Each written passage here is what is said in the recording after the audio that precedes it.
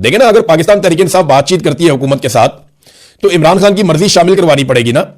इमरान खान को कुछ मिलेगा तो इमरान खान साहब कुछ देंगे ना। इमरान खान साहब को क्या मिल सकता है? देखें, जेल से बाहर आने के लिए इमरान खान साहब क्या कुर्बान कर सकते हैं? क्या वो इस हुकूमत को तस्लीम कर सकते हैं अगले 3 सालों के लिए कि यह हुकूमत रहे? तो इसका जवाब है कि ये तो मुझे तो समझ नहीं आ रही कि इमरान खान साहब ये कबूल करके करना होता वो पहले कर लेते। दूसरी बात यह है कि इमरान खान साहब नए इलेक्शन के मुतालबे से दस्तबरदार हो जाएंगे, ये भी मुश्किल लगता है। क्या इमरान खान साहब अपना सख्त मौक़िफ़ जो है वो उससे पीछे हट जाएंगे? हाँ, ये मुझे लगता है कि इमरान खान साहब अपने मौक़िफ़ में कुछ हद तक नरमी ला सकते हैं और कुछ अपने आप को एक लिमिट में ले जा सकते हैं कि ठीक है, मैं इससे आगे नहीं जाता और तुम भी इससे आगे मत जाना। तो ये तो अच्छी बात है। अगर एस्टेब्लिशमेंट भी अपने आप को बांध ले और वो ये कहे जी ठीक है हम अपनी हदूद के अंदर जा रहे हैं, तो सियासतदान भी अपनी हदूद के अंदर चले जाएं, ये अच्छी बात है। लेकिन इस वक्त हुकूमत के पास इमरान खान को देने के लिए क्या है, यह है बड़ा सवाल। और जो लोग मुज़ाकरात करना चाहते हैं हुकूमत के साथ, वो इमरान खान को हुकूमत से क्या लेकर दे सकते हैं, यह है दूसरा सवाल। सुहेल अफरीदी साहब जो है ना, वो अच्छा सिस्टम ये बात समझता है कि खतरा अब उन्हें पाकिस्तान तहरीक इंसाफ से नहीं है, खतरा उन्हें अब इमरान खान की फैमिली से, या सुहेल अफरीदी को वो कुछ हद तक खतरा समझते हैं, लेकिन उन्हें काफी हद तक डिस्क्रेडिट करने में कामयाब रही है एस्टेब्लिशमेंट। खासतौर पे जो गंडापुर साहब ने पूरा एक एपिसोड चलाया और उसके बाद जिस तरह से सुहेल अफरीदी साहब इस्लामाबाद के अंदर बंद हो गए जब इमरान खान साहब का इशू उठा, और रहती सही कसर जो है वो अभी बैरिस्टर गौर ने कह दिया कि सुहेल अफरीदी हर चीज में ऑन बोर्ड थे और वो भी कॉन्फ्रेंस कॉल के अंदर शामिल थे जो अलीमा खानम सुन रही थी, तो उससे तासुर यह गया कि जैसे सारी चीजों में वो शामिल है, तो उन्हें डिस्क्रेडिट करने की कोशिश की जा रही है। देखिए, सुहेल अफरीदी के पास अब बचा क्या है? इमरान खान साहब का जो आखिरी उनके लिए पैगाम था सुहेल अफरीदी के लिए, वो ये था कि स्ट्रीट मूवमेंट की तैयारी करो। उसके बाद इमरान खान साहब ने उन्हें कोई पैगाम नहीं दिया और स्ट्रीट मूवमेंट की तैयारी अभी तक तो सिफर है। हाँ, ये कि मोमेंटम बनाया, जलसे जुलूस किए उन्होंने, वो तो इमरान खान का नाम लेकर आप जहां भी पाकिस्तान में जाएंगे, जो भी वज़ीर आला होगा वहां लोग निकल आएंगे, लेकिन स्ट्रीट मूवमेंट के लिए जो टेक्निकल तैयारियां हैं वो अभी तक नहीं की। और अब वो कहते हैं जी वो एक तैयारी करने जा रहे हैं, उसके लिए भी उन्हें काफी रुकावटों का सामना करना पड़ेगा। देखिए, सुहेल अफरीदी को यह देखना पड़ेगा कि ये जो पुराने तजर्बाकार सियासतदान है, ये उनको अपनी तरह का बना लेंगे थोड़े अरसे में और उनका इमेज भी इनकी तरह का ही बन जाएगा।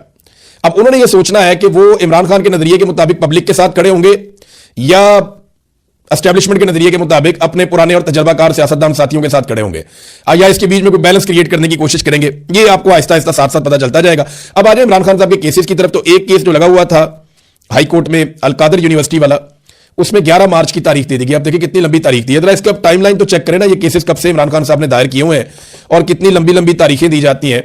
ये देखें जनाब, ये इमरान खान साहब के खिलाफ जो फैसला है वो आया था 17 जनवरी को पिछले साल, और उसके बाद 15 मई को जनाब मुकर्रर किया गया अपील के लिए।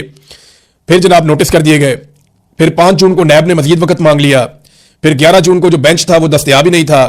फिर 26 जून को नैब के नए प्रोसिक्यूटर ने 4 हफ्ते का वक्त मांग लिया था।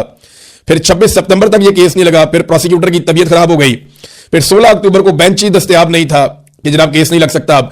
फिर 4 नवंबर को बुशरा बीबी ने दरखास्त दायर की, वो आज तक लगी नहीं।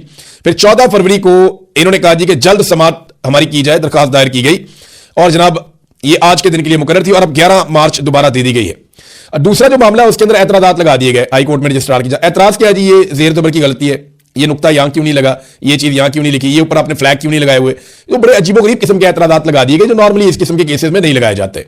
इसके ऊपर बात भी हुई अदालत के अंदर, लेकिन जज साहब जो वहां पे थे उन्होंने कहा नहीं जी आप इसको दूर कर ले, एक हफ्ते का टाइम मेरे ख्याल में वहां पे भी दे दिया है। तो ये सिर्फ ट्रक की बत्ती है और कुछ नहीं है जो बज़ाहिर मुझे दिखाई देता है। इन केसेस में ऐसे इमरान खान साहब को छोड़ दिया जाएगा, मुझे नहीं लगता। मुझे ये लगता है कि शायद ये एक उम्मीद पैदा कर देते हैं जब भी कभी कोई तहरीक चलने वाली होती है या पाकिस्तान तहरीक इंसाफ कोई मोमेंटम अवामी बनाने की कोशिश करती है, तो ये एक उम्मीद पैदा करते हैं, कभी मुज़ाकरात शुरू कर देते हैं, कभी अदालतों के अंदर थोड़ा सा हिलजुल पैदा कर देते हैं ताकि अगर कोई तहरीक चलनी है तो वो तहरीक ना चल पाए। ये ऐसा दिखाई देता है। यास्मीन राशिद साहिबा ने एक खत लिखा चीफ जस्टिस ऑफ पाकिस्तान को और उन्होंने बहुत सारे हकायक बताए। उन्होंने कहा जी जब नवाज शरीफ जेल में बीमार हुए तो हम उन्हें अस्पताल लेकर आए थे और हमने नवाज शरीफ को यह ऑफर किया था कि वो अपने पसंदीदा डॉक्टरों के नाम बताएं, हम उनसे मियां नवाज शरीफ साहब का इलाज करवाएंगे। फिर जो डॉक्टर अदनान थे वो हर वक्त मियां साहब के साथ रहते थे। फिर फैमिली को भी फ्री एक्सेस दी गई थी, मियां साहब को हर तरह से फैसिलिटेट किया गया था, लगातार उनकी मुलाकातें चल रही थी। फिर डॉक्टर अदनान डॉक्टर्स की तमाम बोर्ड मीटिंग्स के अंदर भी बैठते थे जो नवाज शरीफ के अपने डॉक्टर थे। तो यास्मीन राशिद साहिबा ने काफी सूरत बता के शर्म दिलाने की कोशिश की अदालत को। चीफ जस्टिस ऑफ पाकिस्तान को उन्होंने एक खत लिखा। देखना यह है कि अदालत जागती है या नहीं जागती, क्योंकि इमरान खान के साथ तो सरीहन एक ज्यादती हो रही है और लगातार वो ज्यादती उनके साथ करते चले जा रहे हैं। नाज़रीन, एक और खबर है, ये बरतानिया से आई है। बरतानिया के पार्लियामेंटेरियंस ने पाकिस्तान को जो एड दी जाती है, जो इमदाद दी जाती है, उसके हवाले से आवाज उठा दी है कि जो पाकिस्तान को इमदाद दी जाती है उसको मशरूत किया जाए, उस पर नजरसानी की जाए कि पाकिस्तान में जमहूरियत और इंसानी हकूक की पामालियां हो रही हैं और उनका खात्मा यकीनी बनाया जाए और उसके साथ इसको मशरूत किया जाए। बरतानवी वजीर जो है उन्होंने कहा कि हम ये वादे करते हैं कि पाकिस्तान को अपने मुल्क में बुनियादी इंसानी आज़ादी को इज्जत देना होगी, फेयर ट्रायल का हक देना होगा, मेडिकल ट्रीटमेंट देना होगी, जैसे ये हर इंसान का हक है वैसे ही ये इमरान खान का भी हक है। ह्यूमन राइट्स आइन और बैनुल अक़वामी कवानीन का एहतराम होना चाहिए। ये बरतानिया की पार्लियामान के अंदर आवाज उठ रही है। फिर इमरान खान को इसलिए जेल में डाला गया है क्योंकि वो इलेक्शन जीत गए थे और अभी भी वो इलेक्शन जीत सकते हैं। जमहूरियत इसी सूरत में मुस्तहकम होगी जब वहां पे नए इंतखाबात होंगे। तो नए इंतखाबात का एक मुतालबा भी वहां से सामने आया। फिर एक और मुतालबा सामने आया कि बरतानवी हुकूमत को इमरान खान और उनके बेटों कासिम और सलमान के दरमियान मुलाकात में सहूलतकारी के लिए अपना किरदार जरूर अदा करना चाहिए।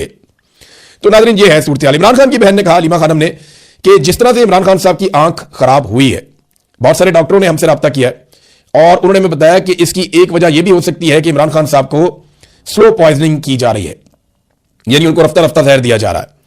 इसलिए अब हम इमरान खान का जाती मुआलिज और फैमिली की मौजूदगी में एक काबिल जिक्र अस्पताल जो है शिफा इंटरनेशनल अस्पताल, वहां से मुकम्मल मुआयना करवाना चाहते हैं। ये जनाब इमरान खान साहब की फैमिली की दरखास्त है जिसके ऊपर बिल्कुल अमल दरामद नहीं किया जा रहा है, इसको सुना नहीं जा रहा। अब नाज़रीन आ जाए पाकिस्तान की एक और जो इकोनॉमिक सूरत हाल है उसके ऊपर एक बड़ी अलार्मिंग चीज सामने आई है और IMF ने एक मुतालबा भी किया है। IMF ने यह मुतालबा किया है कि UAE से जो पाकिस्तान ने $2 अरब लिए हुए हैं, कर्जा लेकर रखा हुआ है अपने कौमी खजाने में, उसको कम से कम 1 साल के लिए रोल ओवर करवाया जाए और वो कर्जा कम से कम 1 साल तक UAE को पाकिस्तान वापस ना करे। और ये जो वफद है इन्होंने बताया जी कि ये जायजा वफद है। इन्होंने कहा जी कि UAE का $2 अरब डिपॉजिट 1 साल के लिए रोल ओवर ना होने पर बड़े हालात खराब हो सकते हैं और पाकिस्तान के लिए मुश्किलात पैदा हो जाएंगी। पाकिस्तान ने यकीन दहानी करवाई है कि हम करवा लेंगे। देखिए, UAE ने $2 अरब का जो कर्जा है उसको पहले 1 महीने के लिए और फिर 13 फरवरी को 2 महीने के लिए रोल ओवर किया था। पाकिस्तान ये कोशिश करेगा कि कम से कम 1 साल का टाइम मजीद मिल जाए। अभी जो टाइम है पाकिस्तान के पास वो अप्रैल के मिड तक का टाइम है और अगर उसके बाद देखें बजट आ रहा है और अगर बजट में IMF ने हाथ खींच लिया या मजीद कड़ी शराइत लगा दी तो यह हुकूमत मजीद मुसीबत में पड़ जाएगी। अवाम को कोई रिलीफ नहीं दे पाएगी बल्कि अवाम की कमर ये मजीद तोड़ देंगे। तो UAE से उनको मनाना बहुत जरूरी है और उनको मनाने के लिए आपको पता है फिर बहुत सारों को मनाना पड़ेगा। UAE जो है वो अपने पैसे को इस्तेमाल भी कर सकता है, उसको खित्ते के अंदर अपनी इजारादारी का बड़ा आजकल UAE का एक ट्रेंड चल रहा है। वो सूडान के अंदर भी मुदाखलत है उनकी, लीबिया के अंदर भी, सोमाली आइलैंड में भी और यमन के अंदर भी, और सऊदी अरब इस मामले पर नाराज भी है UAE से कि वो ये काम ठीक नहीं कर रहे, बल्कि उसका उन्होंने इजहार भी किया है। तो UAE जो है वो अपना एक बहुत तगड़ा उन्होंने एक अपना सतून खड़ा कर दिया है और पाकिस्तान के लिए प्रॉब्लम यह है कि वो $2 अरब उनसे रोल ओवर करवाने हैं या कोई और पाकिस्तान को ये पैसा दे दे। तो अब पाकिस्तान इसके बदले में किस किस्म का कंप्रोमाइज करेगा ये देखना पड़ेगा। देखिए, बांग्लादेश में जब इनकलाब आया ना तो उसके बाद डॉक्टर मोहम्मद यूनुस को लाया गया। डॉक्टर मोहम्मद यूनुस आए और 18 माह तक वो वहां पे रहे और फिर उन्होंने इलेक्शन करवा दिए। अब एक नई हुकूमत बन चुकी है, लेकिन इन 18 महीनों में डॉक्टर मोहम्मद यूनुस ने जो मेहनत की उसके नतीजे में बांग्लादेश के जो ज़र मुबादला के ज़खायर है, जो कौमी खजाना है उनका, उसमें $9.5 अरब का इजाफा हुआ, यानी 50% इजाफा उन्होंने 18 महीनों में कर दिया। ये काबिल लोग। देखिए, पहले हसीना वाजिद थी, मिलिट्री एस्टेब्लिशमेंट थी। जैसे ही बांग्लादेश की जान छूटी वहां की घटिया मिलिट्री एस्टेब्लिशमेंट और हसीना वाजिद से, तो क्या हुआ, वहां $9.5 अरब के 50% उनके ज़र मुबादला के ज़खायर बढ़ गए। और पाकिस्तान में क्या हुआ, घटते ही गए। जो इमरान खान साहब ने $16 अरब पे छोड़े थे वो इन्होंने हालत ये कर दी है कि $12 अरब तो इस वक्त दोस्त ममालिक के पड़े हुए हैं और बहुत थोड़े से पैसे पाकिस्तान के अपने हैं और ये रोल ओवर के लिए मिन्नतें और तरले करते जा रहे हैं। वर्ल्ड बैंक के जो आदादो शुमार है ना, देखिए वर्ल्ड बैंक का भी तो एक म्यार है ना गुर्बत का। तो वर्ल्ड बैंक का जो म्यार है अगर उसके मुताबिक आप ये देखें कि पाकिस्तान में कितने लोग गुर्बत की लकीर से नीचे जिंदगी गुजार रहे हैं तो आप हैरान हो जाएंगे। लगभग आधे से ज्यादा लोग, यानी कुछ इकोनॉमिस्ट तो ये कहते हैं कि 60% पाकिस्तानी गुर्बत की लकीर से नीचे जिंदगी गुजार रहे हैं। अगर आप वर्ल्ड बैंक के बनाए हुए म्यार के मुताबिक देखें तो 60% पाकिस्तानी गुर्बत की लकीर से नीचे जा चुके हैं। नाज़रीन, जहाज वाली जो कहानी है जो बड़ी सुप्ती का बायस बनी पंजाब हुकूमत के लिए, मिनिस्टर ने बहुत झूठ बोला, तो बिलाखिर इंफॉर्मेशन मिनिस्टर ने काफी झूठ बोलने के बाद सच बोल दिया और यह करार दे दिया कि जहाज मरियम नवाज का है और साथ ही ताना दे दिया बिलावल को कि अगर बिलावल सिंध हुकूमत के जहाज में इधर उधर फिर सकता है तो फिर मरियम नवाज या पंजाब हुकूमत जहाज क्यों नहीं ले सकती, तो मरियम की भी मर्जी है। देखिए, अब ये तो बिलावल के साथ भी जाती है। अगर मरियम नवाज की बेटी है तो बिलावल आसिफ जरदारी का बेटा है, तो फिर बिलावल को भी गल्फ स्ट्रीम का जहाज लेना चाहिए, उसे भी इसी तरह का एक लग्जरी जहाज चाहिए। वैसे इंडिया के किसी वजीर आला के पास या हुक्मरान के पास गल्फ स्ट्रीम का जहाज नहीं है, हालांकि पाकिस्तान से बहुत बड़ी इकोनॉमी है वो, लेकिन उनके हुक्मरान इतने अय्याश नहीं है जितने पाकिस्तान के हुक्मरान अय्याश है। नाज़रीन, मोदी का जो दौरा है उस पर थोड़ी सी बात कर लेते हैं हम जाते जाते, क्योंकि ईरान के ऊपर अटैक बहुत करीब आता जा रहा है। जिनेवा के अंदर जो मुज़ाकरात हुए हैं उसके बावजूद धमकियां अमेरिका की